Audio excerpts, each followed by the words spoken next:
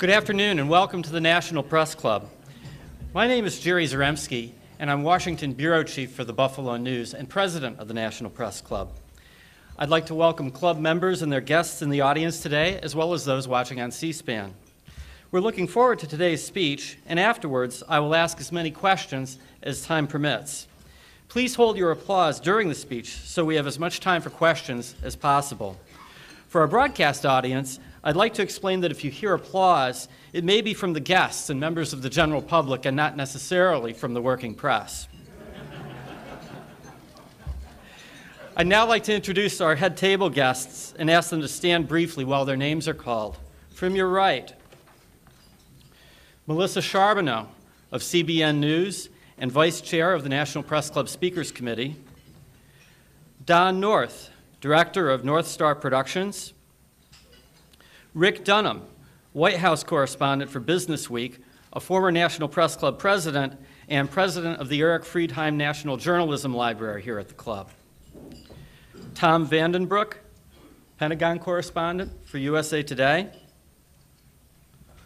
Lowell Feld of the Raising Cain blog and a former Webb campaign staffer, and a very popular guy. Sean Bullard of the Duetto Group and a member of the Speakers Committee. Hong Lee Webb, the wife of the Senator.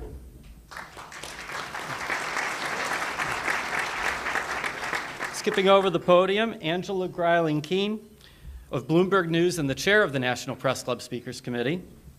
Skipping over our speaker, Bob Cardin, president of PoliticalTube.net and the Speakers Committee member who organized today's event.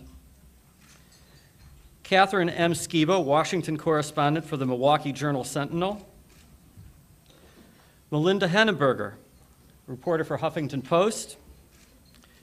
Mark Hamrick, business correspondent for AP Broadcast and the National Press Club's membership secretary. Eleanor Clift, columnist for Newsweek magazine.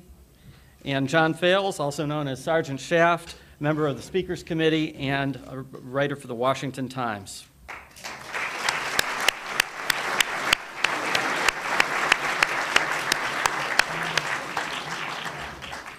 In 2004, our guest today published a book called Born Fighting.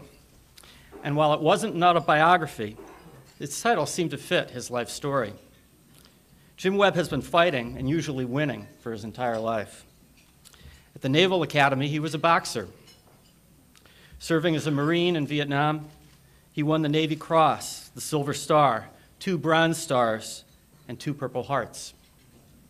He was nominated for a Pulitzer Prize for his first novel, Fields of Fire, and he won an Emmy for his PBS television coverage from Lebanon in 1983.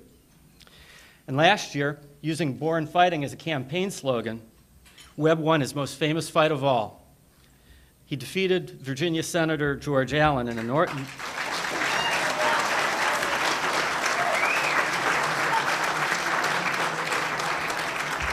And in that narrow election, he helped swing control of the Senate to the Democrats.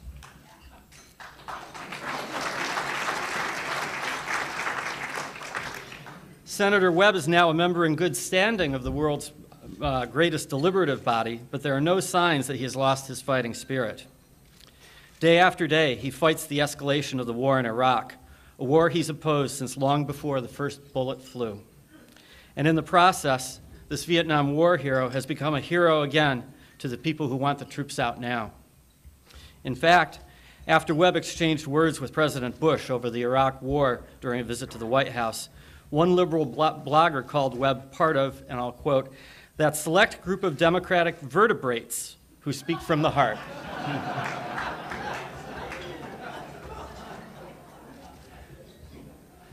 But Webb is no conventional Democrat. He's a former Republican who served as Navy Secretary under President Ronald Reagan. He's a strong supporter of the rights of gun owners and a critic of open borders. And he certainly isn't the type of politician who would ever be swift-boated. In one key way, though, Webb is a big D Democrat of the old school.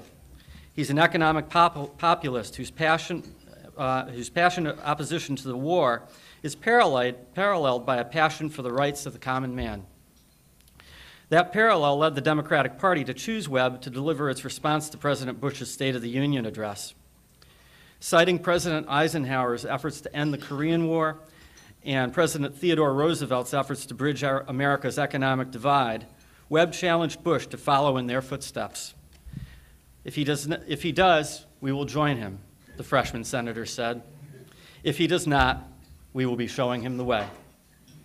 Here today, perhaps to update us on which it's going to be, and to tell us more on his views on the war and on America's economic divide, please join me in welcoming Senator Jim Webb. Thank you so much. Appreciate it.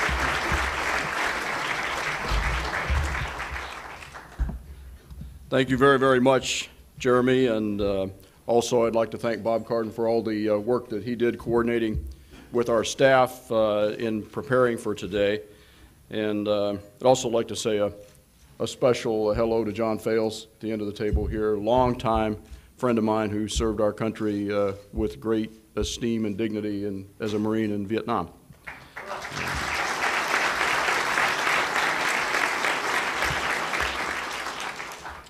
I realize I just slid under the bell here in terms of making it in time for my own party.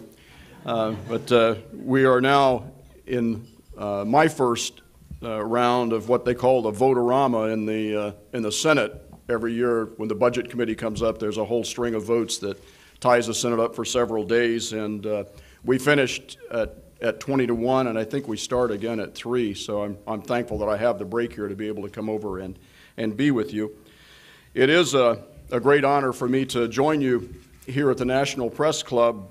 This is actually the second time that I have done this. I was a guest 19 years ago when I was Secretary of the Navy, and I got into a little bit of trouble then. Surprise, surprise.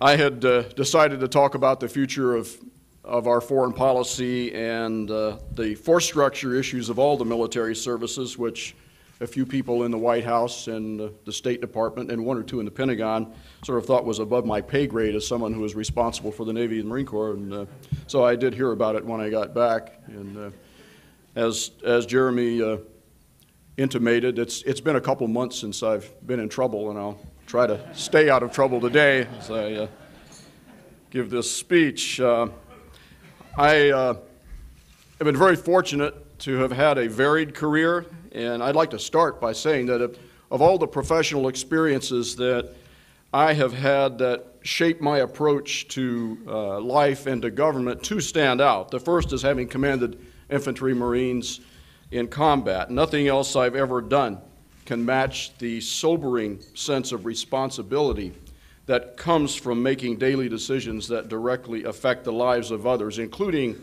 in the area that our regiment operated in Vietnam, not only Marines on the one hand, but civilian non-combatants who populated much of our battlefield. And the second has been the many years that I have spent as a writer.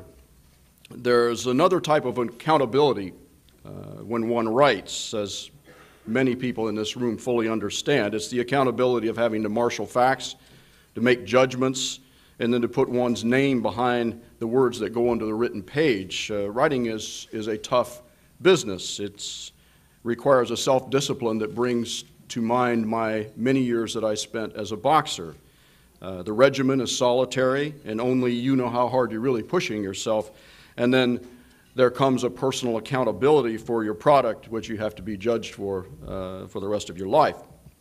So suffice it to say that one of the titles that I am proudest of is that of journalist. The work that I did for the NewsHour in Beirut, the reporting that I've done for various newspapers and magazines, and especially I'd like to mention Parade Magazine, for whom I have written from such places as Japan, the Philippines, Thailand, Vietnam, and Afghanistan, is some of the most important work of my career. And I have a lot of friends and colleagues in this club, and I am proud of most of them. I'll give you a full report after the Q&As today.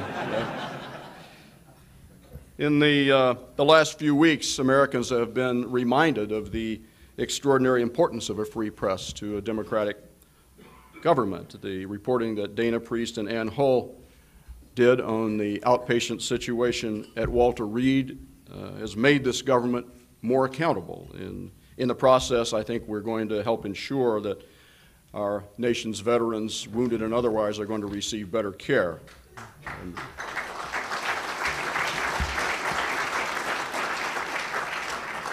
And I know that usually the most interesting part of these lunches is the Q&A, and I'm going to leave plenty of time for that. So what I thought I'd do is to share with you a few thoughts about the first months of the 110th Congress and my part in it.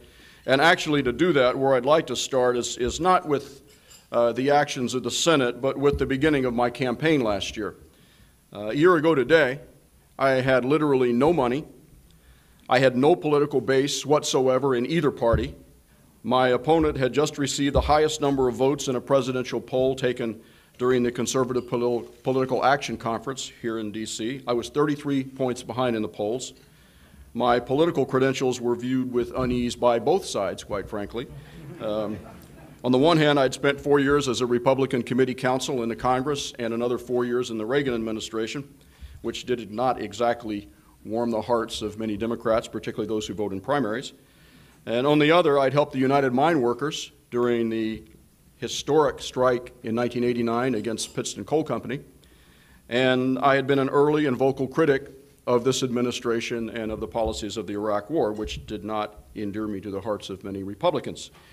But what we did have was a very strong belief that it was time for the Reagan Democrats to return to their Jacksonian roots, and a message that I care deeply about, which we conveyed with relentless discipline.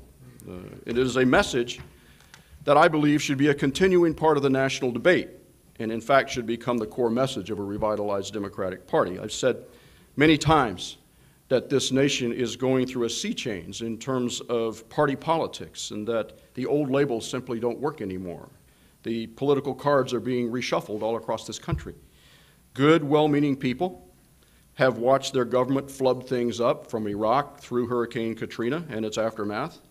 They want better leadership and they want new approaches. And so in the campaign, I talked about deeper themes than mere political issues. We never talked simply about Iraq.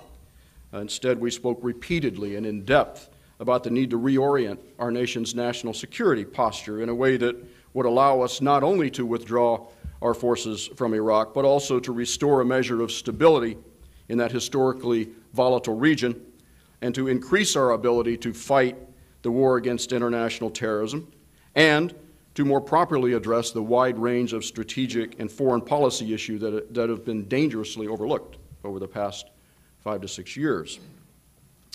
We didn't simply dwell on this bill or that regarding unemployment, lack of medical insurance, the need to increase the minimum wage. We talked about the larger need for economic fairness and social justice in an era where far too much power has gravitated to the very top in both economic and governmental terms. I took great pains to outline the dangers in what I have come to call the three Americas, a breakdown of our country along class lines, the likes of which we haven't seen for more than 100 years. What are those three Americas? In the past 20 years, we have seen a huge migration of wealth to the very top of our society. At the same time, we have calcified at the bottom into what could soon become a permanent underclass. And at the same time, a large group, that group in the middle, are receiving less and less of their fair share of the fruits of their labor.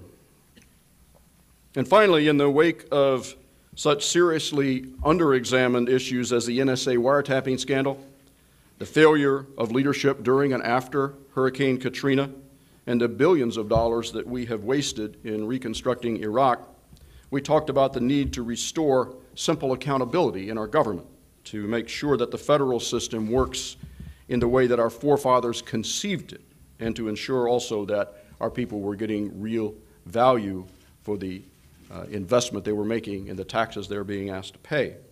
In short, we offered voters a context in a time when far too much political energy is being used and wasted on contrived, emotionally divisive issues such as flag burning, gay marriage, and focus group test phrases such as cut and run. We did something else that was a bit different. It was guided by my own sense of values and political instincts rather than polls and focus groups. And I think the voters understood that. We did our best to keep our message consistent, even when this gave our political advisors serious heartburn. I spoke directly about corporate responsibility to corporate leaders. I became the first statewide candidate in Virginia history to walk a union picket line during a campaign, even though Virginia is 48th in the country in terms of union membership. I spoke openly on the Tim Russert Show and during televised debates about my views that affirmative action was originally intended to help African Americans remove the badges of slavery, and that many of its present policies tend to hurt not only poor blacks, but poor whites as well. A lot of commentators were saying that I was naive.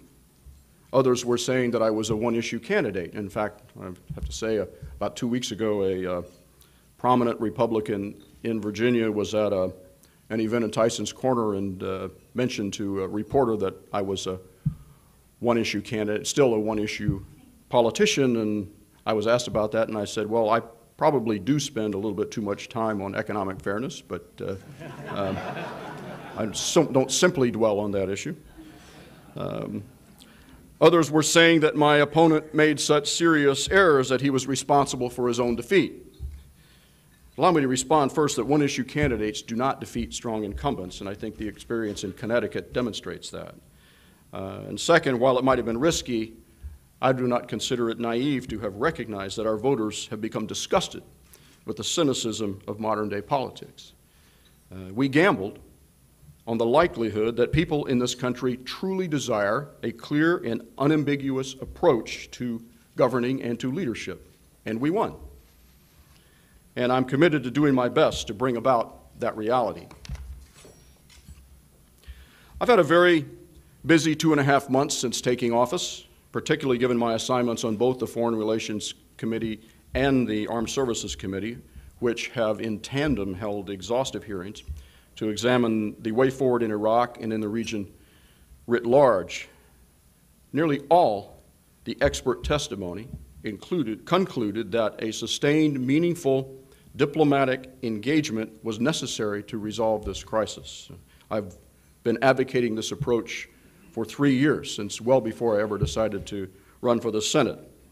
I believe the weight of this testimony and these hearings, plus the reality of a Congress now controlled by the Democratic Party, has been a prime reason that the administration is now beginning to pursue stronger diplomacy in the region rather than continuing its previous one-dimensional military approach. I've long believed that an integral part of our strategy in Iraq must include engagement with all of Iraq's neighbors, including Iran and Syria. As Iraq's neighbors, they're stakeholders in both the future of Iraq and in the need for stability in the region. We began to see this approach come to fruition earlier this month with meetings in Baghdad, and the minister-level meeting scheduled for next month is a hopeful sign that I and others will be watching closely. On another note, I don't believe one can speak of our responsibility on these immediate issues without stating clearly our concerns about the entire region, and especially the administration's position regarding its constitutional authority to use military force outside of Iraq. I've authored a bill in the Senate that would prohibit the use of funds for commencing a wider war against Iran without congressional authorization.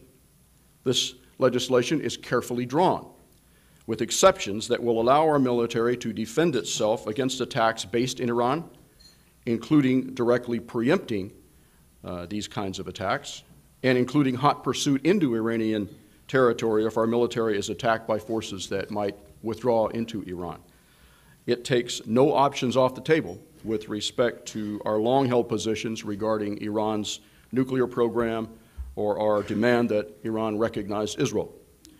Its major function is to prevent this administration from commencing a broad range of unprovoked military activities without the approval of the Congress.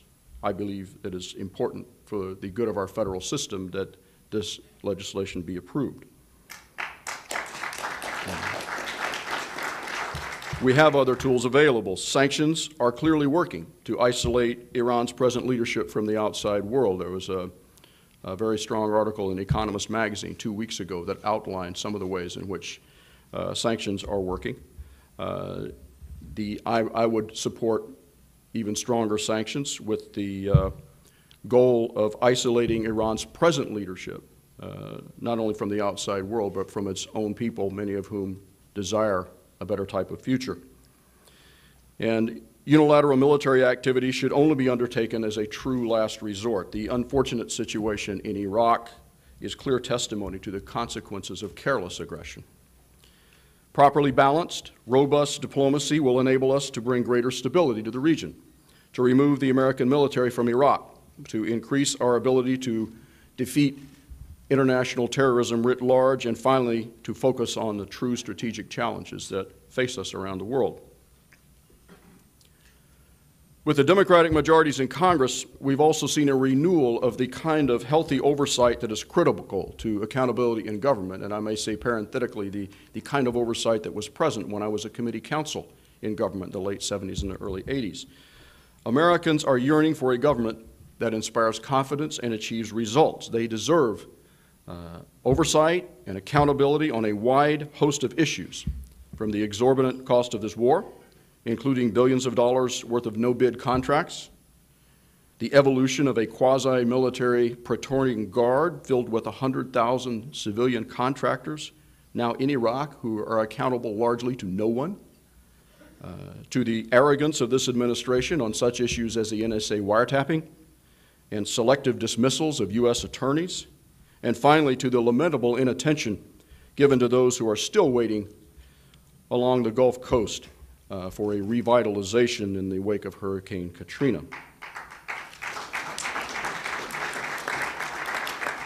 I've already mentioned my concern about the care that our veterans receive and the story that was first broken not through congressional oversight but through the media. I have no doubt now that aggressive oversight by the Armed Services Committee and the Veterans Committee, both of which I am on, will hasten the kind of corrective measures we need to take in the coming months.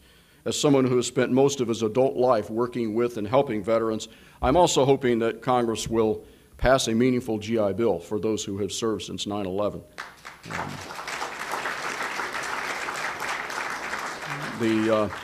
The first bill that I was privileged to introduce as a United States Senator, S-22, is a GI Bill that will give our Iraq and Afghanistan veterans the same educational benefits as those who returned home from World War II. Pay their tuition, buy their books, give them a monthly stipend. I believe they have earned it.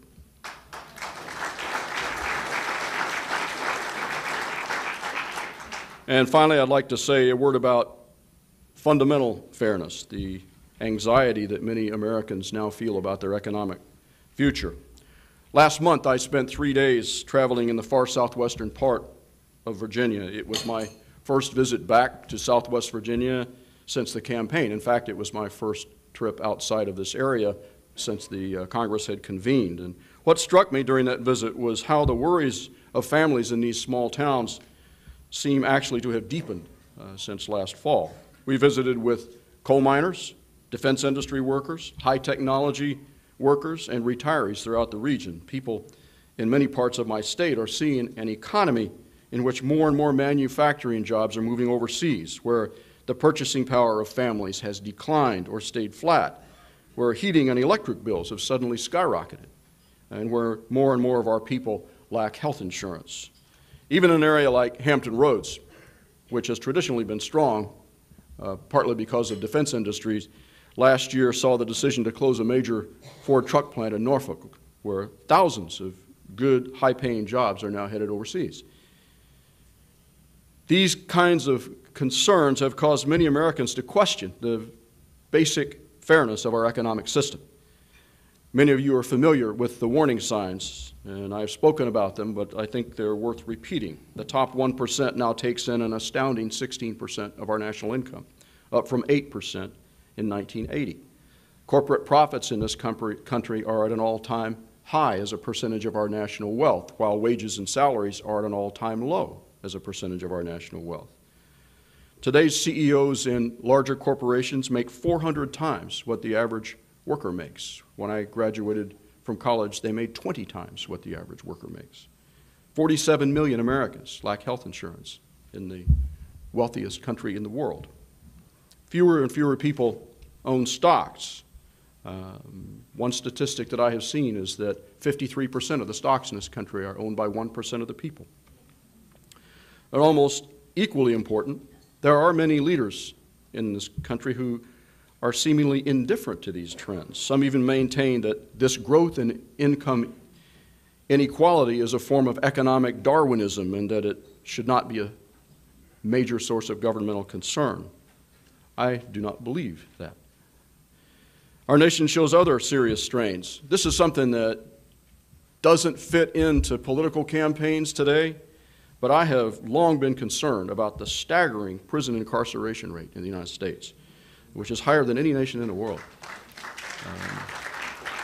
And speaking of reporting, 23 years ago, I was the first American journalist allowed inside the Japanese prison system. And even then, 23 years ago, I wrote of my concern that the incarceration rate in this country was the highest in what we then called the free world.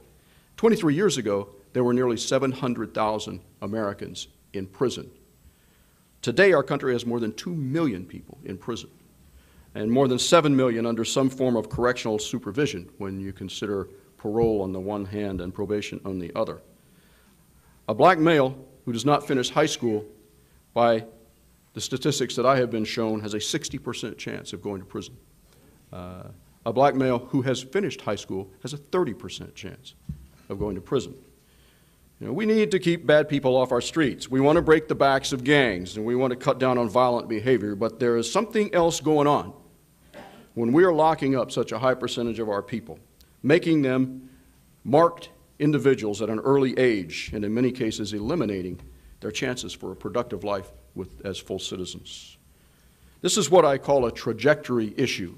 And what I mean by that is it's going to take years to sort this out, but I'm committed to working on a solution that is both responsive to our needs for law and order and fairer to those who have become entangled in the system.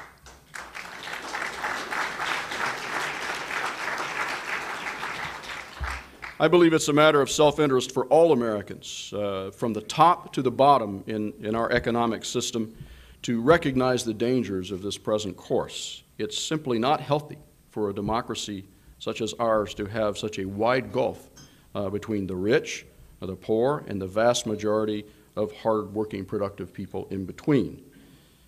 Many commentators have pointed out that if this is left unchecked, the division of our society along class lines threatens to usher in an era of protectionism in our economy and an issue of political and social unrest. I'm determined to do everything I can to advance a progressive agenda that addresses the issues surrounding economic fairness and social justice. I believe we can work towards solutions that, on the one hand, keep the United States economy strong and engaged in the rest of the world, but on the other, safeguard the rights of workers and the environment. The passage of legislation to increase the minimum wage was a good first start. We were able to get the first increase in the minimum wage in 10 years early in this Congress.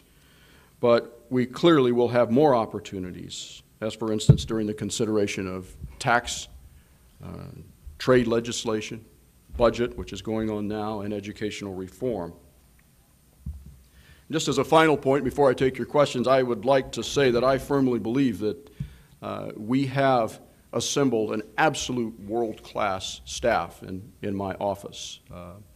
Paul Reagan, who's my chief of staff, and I worked very carefully for a period of 4 months from the point right after the election results were in to carefully bring together a group of people who are representative of Virginia in every sense of the word, in terms of personal background, in terms of geography, in terms of professional experiences. And we have just an absolutely tremendous staff, and we stand ready to serve the interests of our country, to take care of the needs of our constituents in Virginia, and to respond as best we can to the inquiries of the Fourth Estate.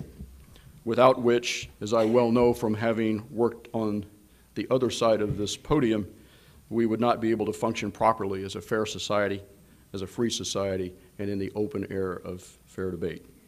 Thank you very much.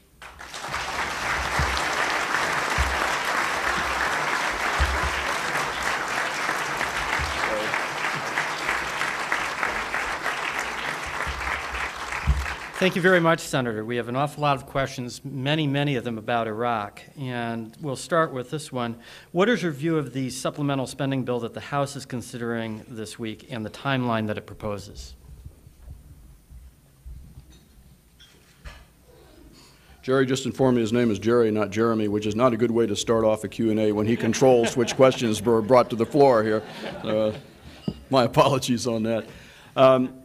I've been working with Senator Chuck Hagel of Nebraska, a longtime friend of mine. We came up in the veterans programs together nearly 30 years ago to try to develop a reasonably bipartisan piece of legislation that we can bring to the floor on the supplemental next week that will incorporate some of the, I think, more workable provisions in this House bill, at the same time not unnecessarily tie the hands of the military and without a specific endpoint in a timeline.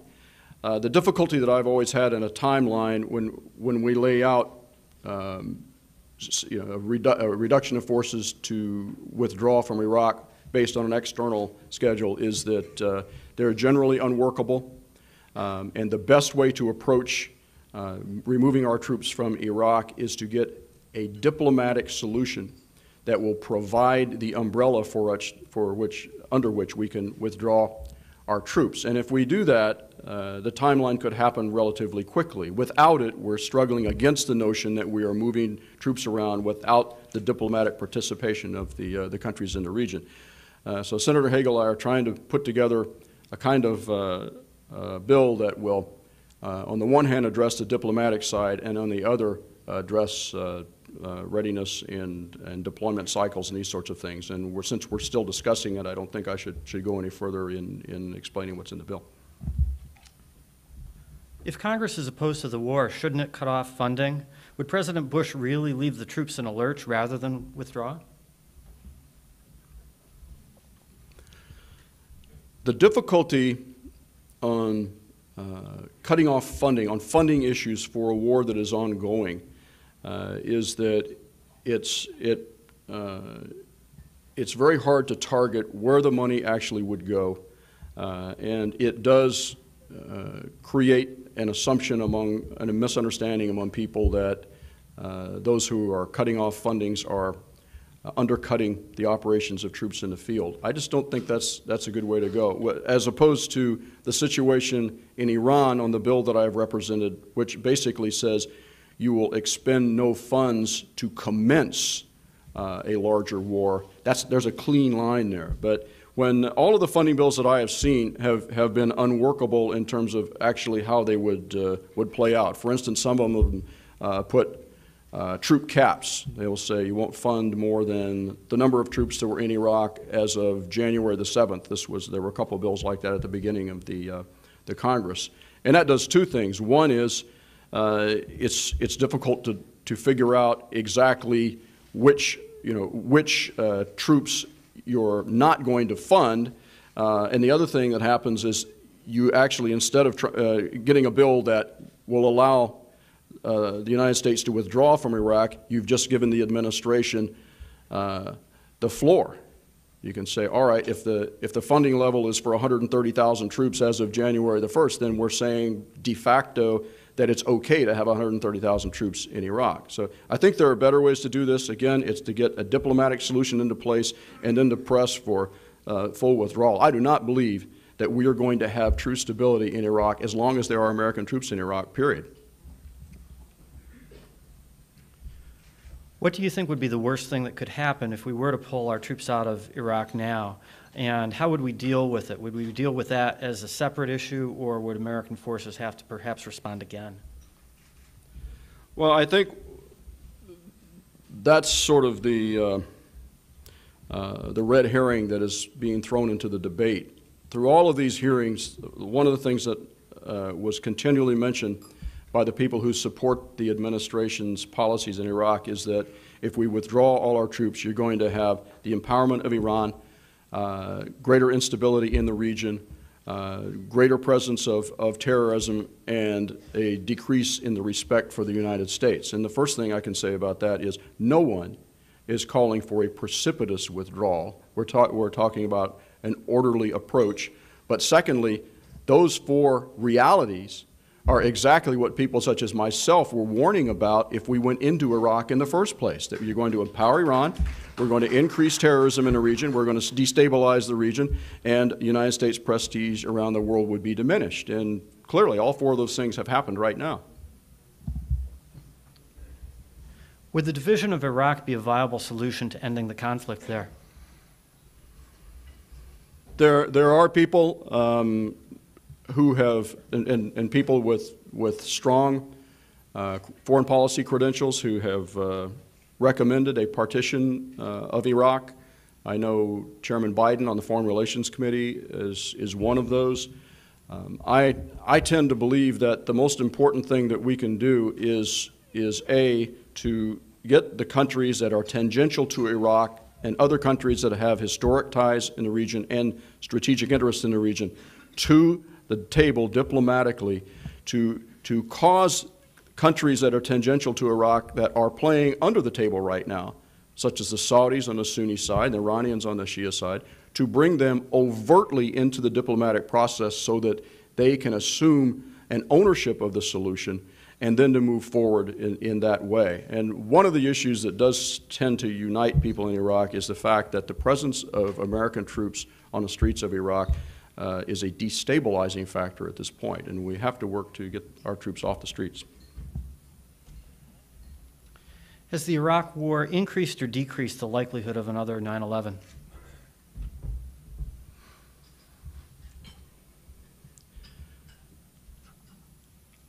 I believe this, that after 9/11, we had virtually the entire world with us on the issue of international terrorism. There were bouquets of flowers being left on embassies all around the world. We had an historic moment where we could have brought the world with us in a totally different way in terms of how we address the issue of international terrorism. And I was one of those early on. I think I wrote the first piece in a major newspaper in the Washington Post 6 months before the invasion of Iraq, who was warning that to invade and occupy Iraq, we would be empowering Iran, we would be negatively affecting our approach to terrorism around the world, and we would be turning our troops into terrorist targets. And I think, unfortunately, that reality has occurred.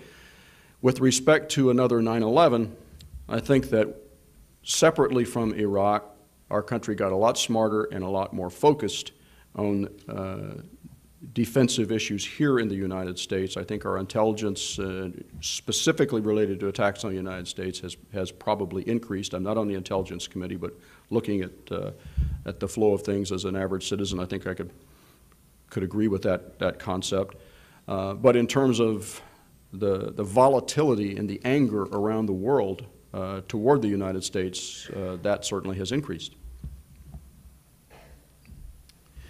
A Vietnam War veteran who had lost both of his legs in the fighting writes this: I have had to this day some hard feelings for a Congress that voted to send us to war, and when public opinion went south, decided to cut and run.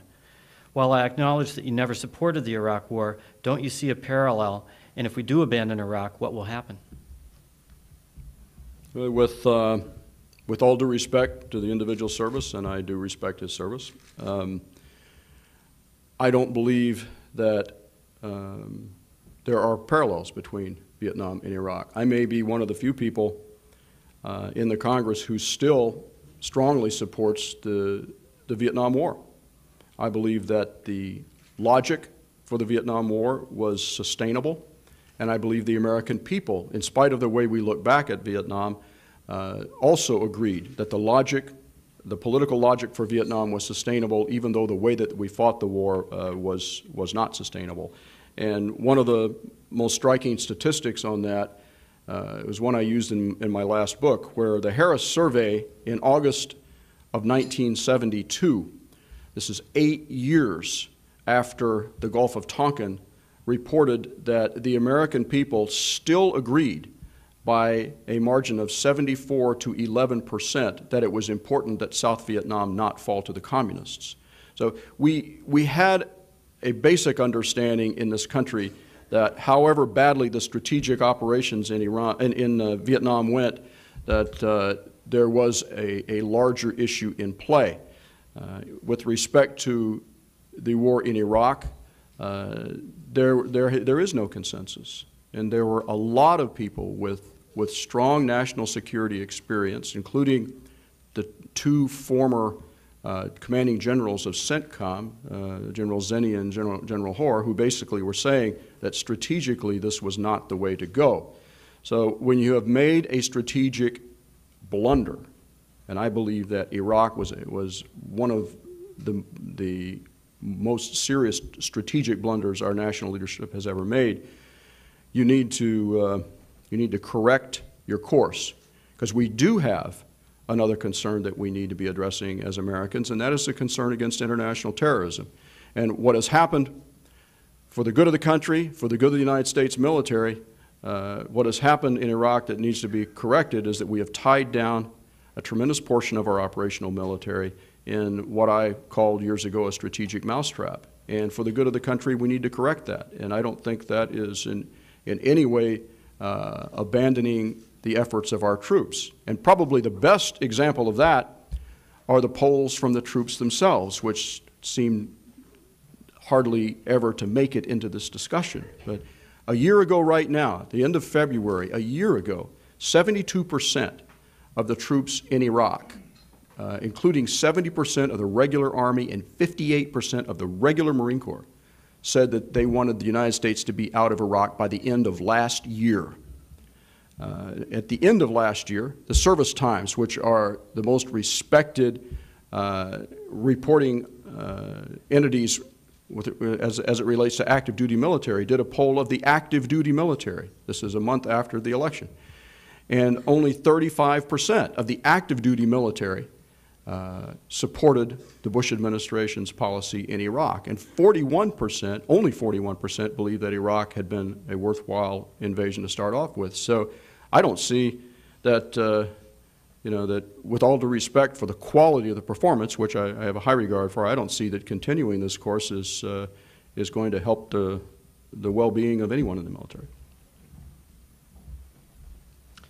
What's your opinion of the war in Afghanistan and how that's going these days? I was in Afghanistan as a journalist in '04. I was in 9 different places. I was embedded for part of the time with the Marine Corps with 2 different Marine Corps units. And anyone here who is a journalist knows the truth of what I'm going to say. It's a lot easier to comprehend reality when you're on the ground in that kind of an environment than it is when you're a senator going in and looking at a dog and pony show that somebody's going to give you in Bagram.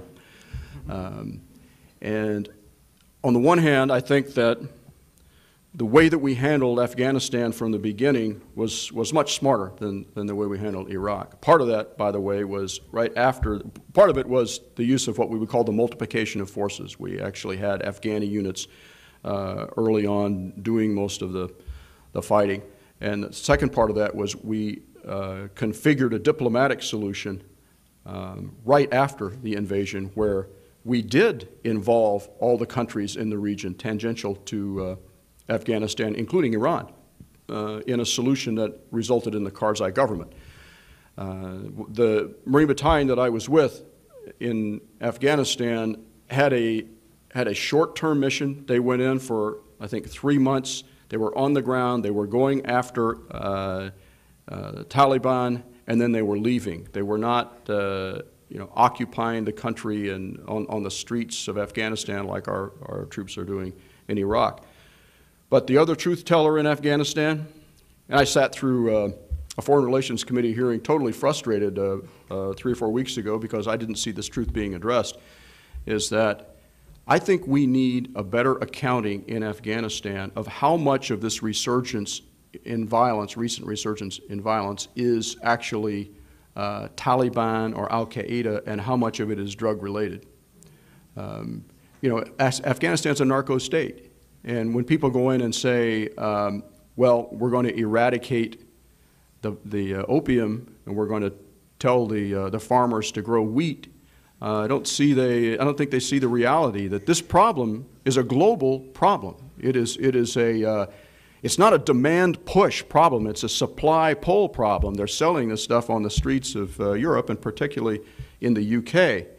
And I would say every village that I was in Afghanistan had an opium patch and a marijuana patch. I don't claim to have been in every village, but every village that I was in, you could see that. And one place I was with the Marines up on the Pakistan border was a special forces camp, Army Special Forces camp with the Marine unit,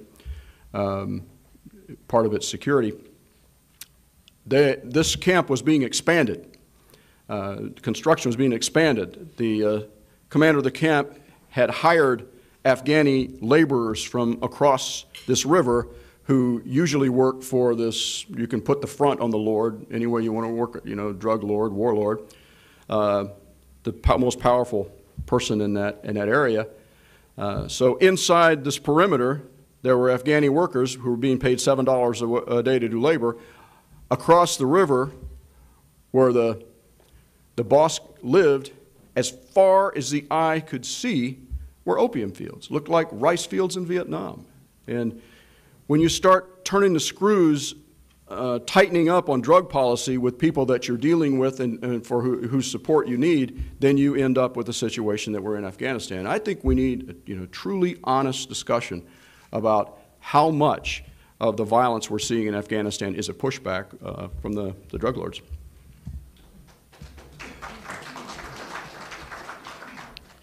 Elizabeth Holtzman, who was on the original Watergate committee, argues that Bush has committed high crimes and misdemeanors and should be impeached. Your response?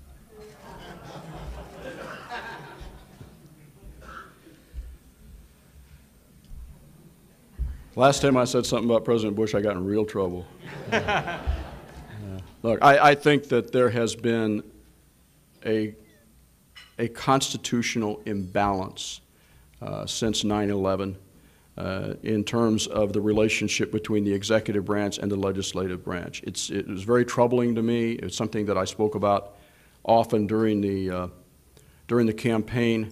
And what we need is accountability, and we need accountability across the board with the executive branch. I think that it would be very healthy for our society to see the people that are being subpoenaed from the White House come out and testify openly. I think that would be healthy for the system. And as I mentioned in my remarks, there are a whole series of issues that involve aggressive oversight that I think we should pursue. And you know, I don't know how, in what specific areas that former Congresswoman Holtzman was making that comment, but I certainly would agree that we do have an imbalance and we need to correct it in terms of the reassertion of power by the legislative branch. What are the most important things that Congress can do to address the economic divide in our country, and where does health care fit into all of that? This is another trajectory issue, and I start talking about trajectory issues with respect to our criminal justice system. In terms of economic fairness, I think that the early efforts here in the Congress should be toward fair taxation, specifically as it relates to corporate taxation. I think so many loopholes have been built into the corporate tax laws that we need to examine tax benefits that have been given to corporations that are not treating American workers in a fair way. And let me give you one small example of that. There is a tax, it's called a runaway, there's a tax break. It's called the runaway factory tax credit, where if you can take a plant, for instance, the Norfolk plant, this Ford plant in Norfolk, you can, if a corporation takes an American plant and sends it overseas, the profits from that overseas plant are not taxable in the United States unless the money is repatriated back to the United States. So here we have an American tax system that is rewarding a company for sending its work overseas and rewarding a company for abandoning American workers. What happens in that situation, obviously, is that corporation takes the profits from that plant, reinvests in other operations overseas, and we're seeing a dwindling of our resources. There are a number of areas like that in a corporate tax law that I think need to be tightened up. Long term, since health care was mentioned, and this is in fairness to corporate America, our corporate structure was built on the idea that the employer would provide a medical care. This puts us in a disadvantage when we're competing against companies that are outside the United States. One good example of that I've used in the past is the Chinese car. I got back from an Asia trip in January last year, and the Chinese were in Detroit saying that they're going to be selling a car. And let's notionally say that's a $20,000 car. I think it's going to be cheaper than that. But if you look at what investment has to go into that Chinese car, it's totally different than what goes into the American car when they have to compete in the same marketplace. In China, the corporation doesn't pay for medical care. The corporation doesn't pay for retirement. These costs are outside the cost it takes to make the car. And they obviously have an advantage with what's happened in our currency valuations and all the rest, but even setting that aside. In the United States, the corporation, medical costs go into the car, retirement costs go into the car, retirement and medical costs for retired workers also go into the car. So the margin for an American car in terms of making a profit here is much slimmer. So on the one hand, I will not look myself well in the mirror if I don't spend a great deal of time over the next 6 years working to make sure that every American has some sort of preventive health care. We owe that to our people. On the other, we really need to take, it's very hard to do in a legislative environment where you're reacting to the issue of the day, but we need in this trajectory issue environment, we need to take some time and develop the right kind of economic strategy where we can make our companies and are more competitive and make sure our workers are more highly rewarded for the jobs that they're doing. You won in a squeaker, but your party's candidate lost a close race in Tennessee, and Republicans dominate other parts of the South. What kind of presidential candidate will Democrats have to put forward to win in Virginia and other parts of the South? Well, the first thing to be said about Virginia is it is a microcosm of the country demographically right now. If you look at the in-migration in Northern Virginia from other parts of the United States, particularly the Northeast, but also ethnically from all different parts of the world, we have a very kind of a California-like environment in Northern Virginia, high-tech, multi-ethnic, high income rates. And you can go all the way down to far southwest, and that is as red as any red state in America. So I think what you have in Virginia is, as I said, a microcosm of the country, which makes it a very interesting place to run in, statewide, and as well as presidential candidates. The rest of the South is different. I mean, different parts of the South are different. Florida is different from Georgia and North Carolina. But the message that I put out, one of the reasons I decided to run was that I believe very strongly that the so-called Reagan Democrats, you can put any label on them you want, the people who once were the backbone of the Democratic Party when the Democratic Party truly was the party of working people in this country, need to come back. This is, you know, if you look at the traditional strength of the Democratic Party, The Democratic Party needs to focus on the issues, I believe, that I was talking about here: economic fairness, social justice, a strong but reasoned foreign policy. And if they do, you're going to see the people in red state America start gravitating back to the party that takes care of their interests. This is what Andrew Jackson was all about. I mentioned in the response to the State of the Union address that Jacksonian democracy says you measure the health of a society not at its apex, but at its base. You measure the health of society not by how Wall Street's doing, but how the working people in the country are doing. If the Democratic Party gets back on that message, I think they have a very strong chance in red state America. Have you decided which presidential candidate you'll be supporting? Whichever one's nominated.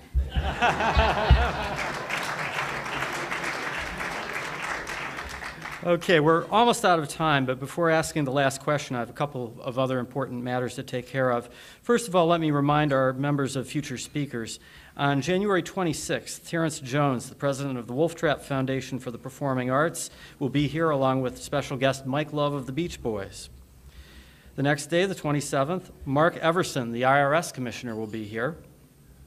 On April 13th, Cal Ripken Jr., the Baltimore Orioles superstar and Hall of Fame baseball player, will be here, and there will be a book signing afterwards. Next, we have a couple of traditions to attend to. Probably have one of those from 19 years ago. They're nicer now. And so are the mugs. Thank you very much. Thank you very much. Thank you.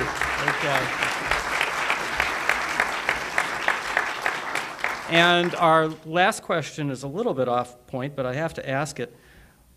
Are you going to do a Capitol Hill novel?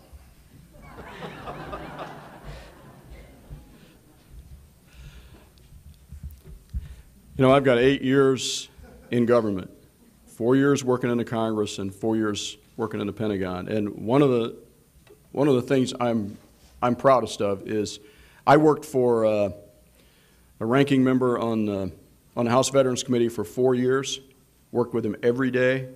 I worked with Cap Weinberger for almost exactly 4 years, worked with him every day, and you will never see anything in writing in terms of a private conversation that I've ever had with either one of them. I believe that's the only way that government can properly function. However, I am going to write a book based on a lot of the themes that I was just talking about today. I was talking to my publisher after the State of the Union response, and so I'm going to try to put together a different kind of a book, just a book on where I think this country needs to go on these sorts of issues, and I'll be working on that. I mentioned during the campaign that if I had to pick a prototype for the Senate, it would probably be Daniel Patrick Moynihan, who came out of an intellectual career mixed with a government career, and Pat Moynihan put out a book a year while he was in the Senate. I don't think I'm going to be able to hit that mark, but I will always write. It's just a part of who I am. Thank you very much for being here. I appreciate your patience. Thank you very much, Senator. Thank you for coming today. Thank you for coming, and I'd also like to thank National Press Club staff members Melinda Cook, Pat Nelson, Joanne Booz, and Howard Rothman for organizing today's lunch. Also, thanks to the NPC Library for its research. Thank you. We're adjourned. War in Iraq, a war he's opposed since long before the first bullet flew. And in the process, this Vietnam War hero has become a hero again to the people who want the troops out now. In fact, after Webb exchanged words with President Bush over the Iraq War during a visit to the White House, one liberal blogger called Webb part of, and I'll quote, that select group of Democratic vertebrates who speak from the heart.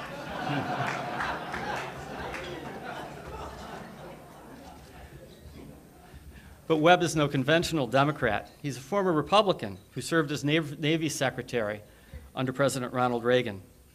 He's a strong supporter of the rights of gun owners and a critic of open borders.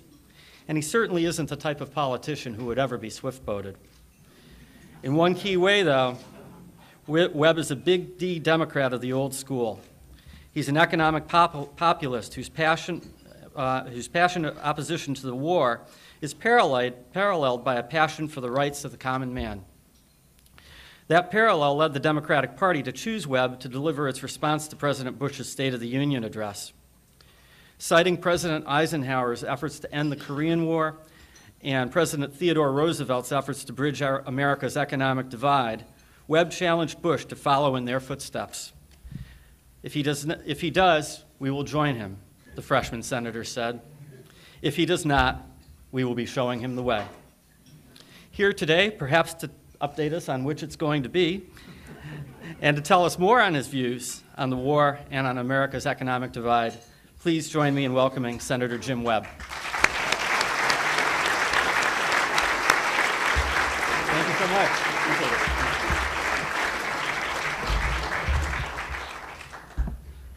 Thank you very, very much, Jeremy, and also I'd like to thank Bob Cardin for all.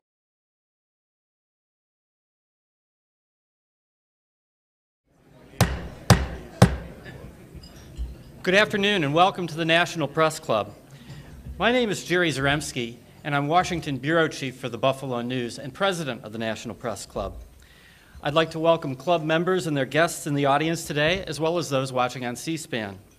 We're looking forward to today's speech, and afterwards I will ask as many questions as time permits. Please hold your applause during the speech so we have as much time for questions as possible.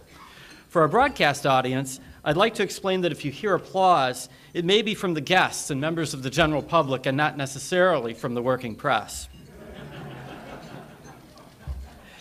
I'd now like to introduce our head table guests and ask them to stand briefly while their names are called.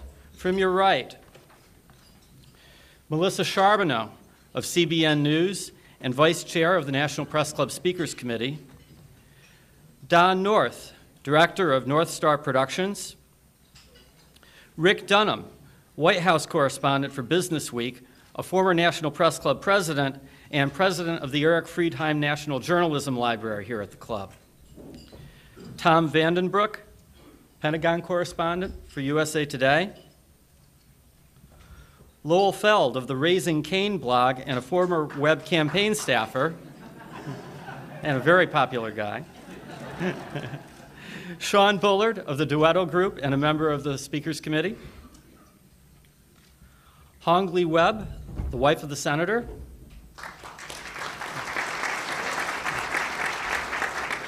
Skipping over the podium, Angela Greiling-Keene of Bloomberg News and the chair of the National Press Club Speakers Committee.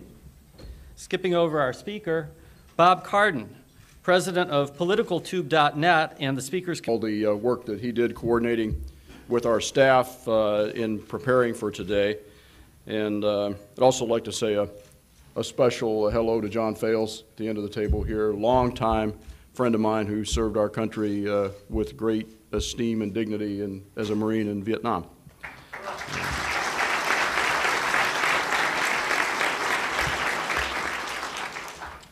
I realize I just slid under the bell here in terms of making it in time for my own party, but we are now in my first round of what they call the vote-a-rama in the Senate. Every year when the Budget Committee comes up, there's a whole string of votes that ties the Senate up for several days, and we finished at 20-1, and I think we start again at 3, so I'm thankful that I have the break here to be able to come over and be with you.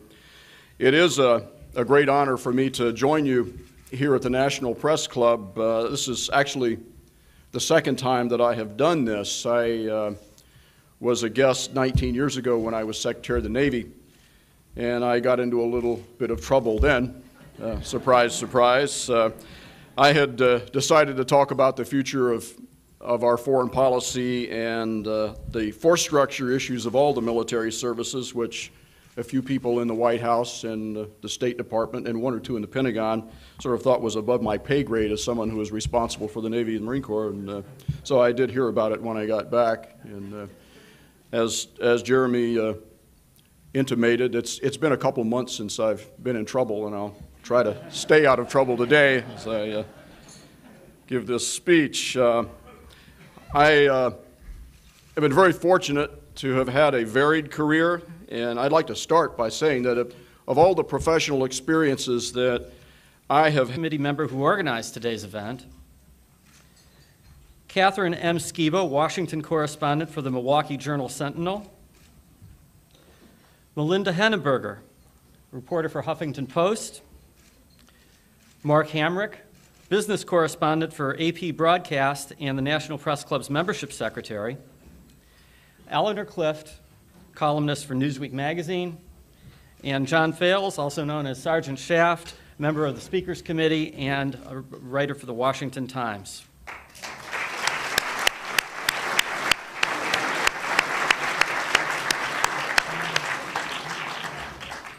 In 2004, our guest today published a book called Born Fighting. And while it wasn't an autobiography, its title seemed to fit his life story. Jim Webb has been fighting, and usually winning, for his entire life. At the Naval Academy, he was a boxer. Serving as a Marine in Vietnam, he won the Navy Cross, the Silver Star, 2 Bronze Stars, and 2 Purple Hearts.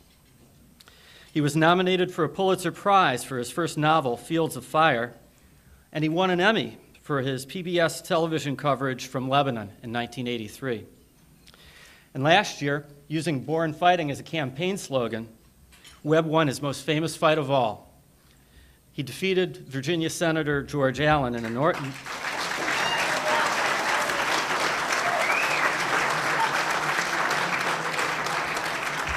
And in that narrow election, he helped swing control of the Senate to the Democrats.